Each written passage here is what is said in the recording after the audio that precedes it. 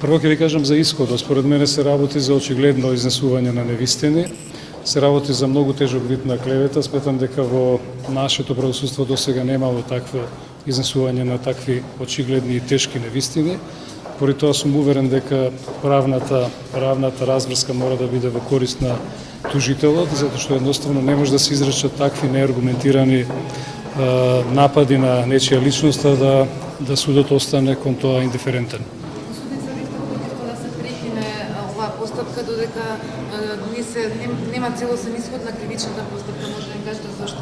Затоа што законот не предвида облигаторно прекинување на постапката и затоа што се работи за две сосема независни постапки, од кои што едната со другата немаат меѓусебна зависност и поради тоа сметам дека треба оваа постапка да се води независно од тоа дали и кога ќе се води кривична постапка. Вие како адвокат всушност ли вида снимка на која беше презентирана? Што мислите, че кој гласува?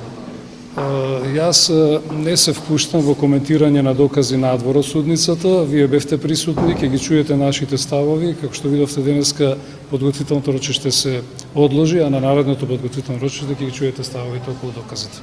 Вашиот клиент дали ќе се појави на судница? Тоа не можам однапред да ви кажам, ќе се појави тогаш кога ќе биде потребно во постапката.